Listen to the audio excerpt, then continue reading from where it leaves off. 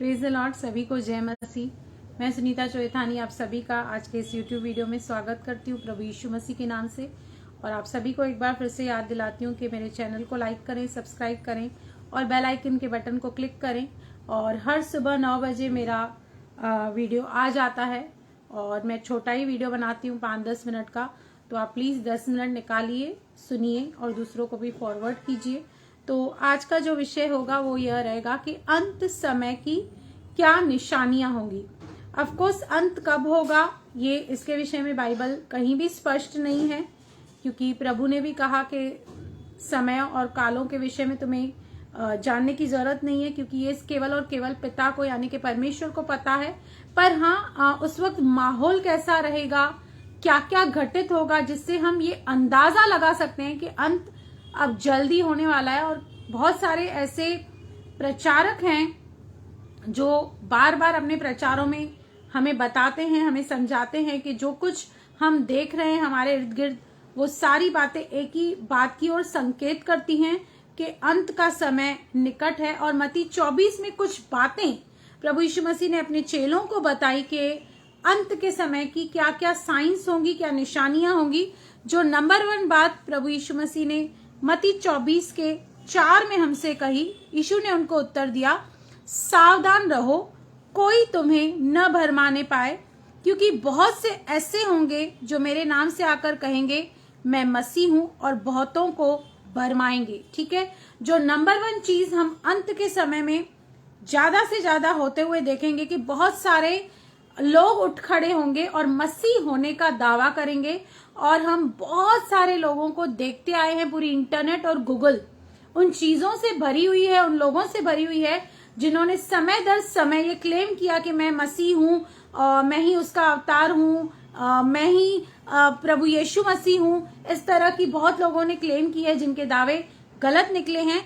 तो प्रभु यीशु मसीह ने कहा कि ऐसे बहुत झूठे भविष्यद्वक्ता, झूठे नबी भी अंत के समय में खड़े रहेंगे, क्योंकि 1 तीमुथियुस 4:1 कहता है कि परंतु आत्मा स्पष्टता से कहता है कि आने वाले समय में कितने लोग भरमाने वाली आत्माओं और दुष्ट आत्माओं की शिक्षा पर मन लगाकर विश्वास से बहक जाएंगे। साथ ही साथ हम इस चीज को भी ज्यादा से ज्यादा होते हुए आज देख रहे हैं कि आज मसीहत में ही, क्रिश्चियनिटी में ही कितने सारे कल्ट्स हैं, कितनी सारी रॉन्ग डॉक्ट्रिन वाले लोग हैं, जो जिनका टारगेट क्या है, जिनका टारगेट अनबिलीवर्स नहीं है, नए लोग नहीं है, बिलीवर्स हैं, जिनको वो उनके विश्वास से हटाना चाहते हैं, उनके विश्वास से उनको पीछे डालना चाहते हैं। तो हम इन चीजों को आज होते हुए देख रहे हैं। और दूसरी बात, 6 वचन, मत्ती 24 का 6वां वचन, तुम लड़ाइयों और लड़ाइयों की चर्चा सुनोगे तो घबरा न जाना, क्योंकि इनका होना अवश्य है, परंतु उस समय अंत न होगा। देखिए, मैं फिर से इस बात को रिपीट कर रही हूं, मैं ये नहीं बता रही हूं आपको कि ये साइन अंत होने की है, लेकिन इन साइन से हम ये अंदाजा लगा सकते हैं कि अंत बहुत जल्द होगा, निकट आने वाला है। तो यहाँ पर सेकंड चीज हम देख रहे हैं कि युद्ध और युद्ध की चर्चाएं और सारी न्यूज, और हर एक हम अगर गूगल पे भी जब देखें कि 3rd वर्ल्ड वॉर की कितनी पॉसिबिलिटी है, संभावना है, तो हमें कई बार बहुत सारे ऐसे संकेत उन चीजों से मिलते हैं, क्योंकि हर शताब्दी में, हर एवरी मिलेनियम में, एवरी ईयर में ऐसे बहुत सारे युद्ध हैं जो होते रहते हैं। कुछ युद्ध हमारे सामने आते हैं, कुछ युद्ध इंटरनली होते रहते हैं कंट्रीज के बीच में। और 108 मिलियन पीपल, आंकड़े बताती है, सेंसस बताती है कि अक्सर आज तक 108 मिलियन पीपल, 108 मिलियन लोग इन युद्धों में, अलग अलग प्रकार के युद्धों में मर चुके हैं। और तकरीबन 2003 तक 30 वार हो चुके हैं। हालांकि हम 1st वर्ल्ड वार और 2nd वर्ल्ड वार को ही कंसीडर करते हैं, पर ऐसे बहुत वर्ल्ड वार और युद्ध होते रहते हैं जिसमें बहुत सारे लोग सताए जाते हैं। और आंकड़े ये भी बताते हैं कि 70 मिलियन विश्वासी लोग जो प्रभु यीशु मसीह पे विश्वास करते हैं, वो आज तक मर्डर किए गए हैं, परसिक्यूट किए गए हैं, सताए गए हैं उनके विश्वास के कारण। तो हम युद्ध और युद्ध की चर्चा और हम आज अपनी गवर्नमेंट को देखें, अपनी इकोनॉमिक स्थितियों को देखें, तो सारी इन चीजों की तैयारी चल रही है, क्योंकि हर एक कंट्री अपने आप को न्यूक्लियर रीति से बहुत स्ट्रांग कर रही है, ताकि कोई भी कंट्री जब उसके ऊपर अटैक करे तो उनकी जो स्थिति हो वो अच्छी हो। तो हमने पहले देखा कि अंत के समय में झूठे मसीह खड़े होंगे, दूसरे बात युद्ध और युद्ध की चर्चाएं होंगी। अब 8वीं बात हम देखेंगे, क्योंकि जाति पर जाति और राज्य पर राज्य चढ़ाई करेगा और हर जगह अकाल पड़ेंगे और भूकंप होंगे। ये सब बातें पीड़ाओं का आरंभ होंगी।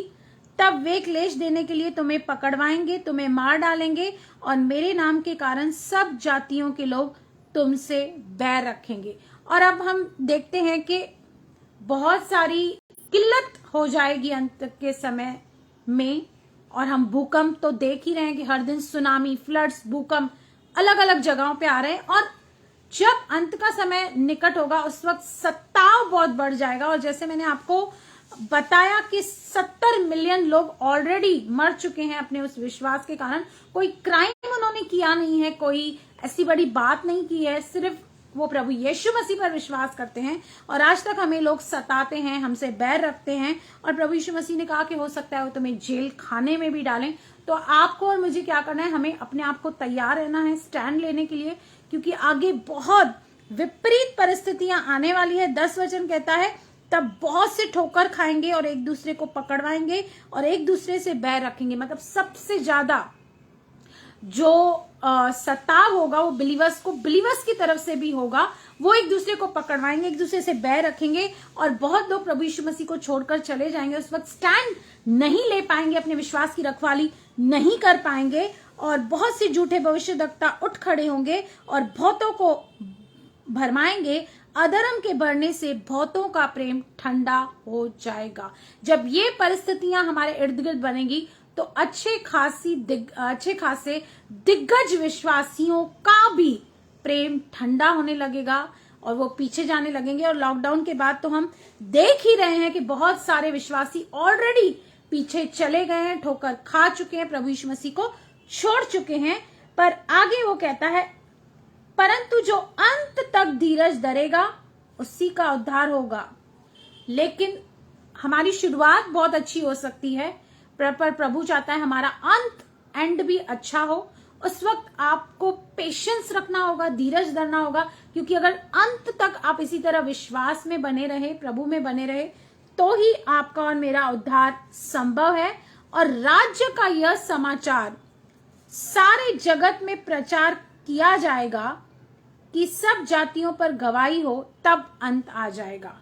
अब हम अभी तक ऐसी बहुत सारी कंट्रीज हैं, ऐसी बहुत सारी एरियाज हैं जहां पर प्रभु यीशु मसीह के बारे में नहीं बताया गया है, सुसमाचार के बारे में नहीं बताया गया, लेकिन कह रहा है कि जब वो सुसमाचार और गॉस्पेल सभी और सभी जगह पहुंच जाएगा तब अंत आ जाएगा। तो इन साइंस को जो मैंने आपको बताई है, इन निशानियों को लाइटली नहीं लें, अपने मसीह जीवन को लाइटली नहीं लें। अगर आपको कहीं भी लग रहा है कि मैं डगमगा रही हूं या मैं विश्वास में मजबूत नहीं हूं, तो अपने प्रार्थना जीवन को बढ़ाइए, कलीसिया जाइए, वचन सुनिए, समझिए, सीखिए और अपने आप को मेंटली तैयार कीजिए सताव के लिए, क्योंकि सताव आना ये अनिवार्य है, इससे आपको कोई बचा नहीं सकेगा। इसलिए हमें अपने स्टैंड लेना होगा, अपने विश्वास की रखवाली करनी है, ताकि जब प्रभु यीशु मसीह बादलों पर आए तो हम उसके साथ जाने पाए। तो प्रभु इस वचन के जरिए आपको बहुत बहुत आशीष करे। आमेन, आमेन।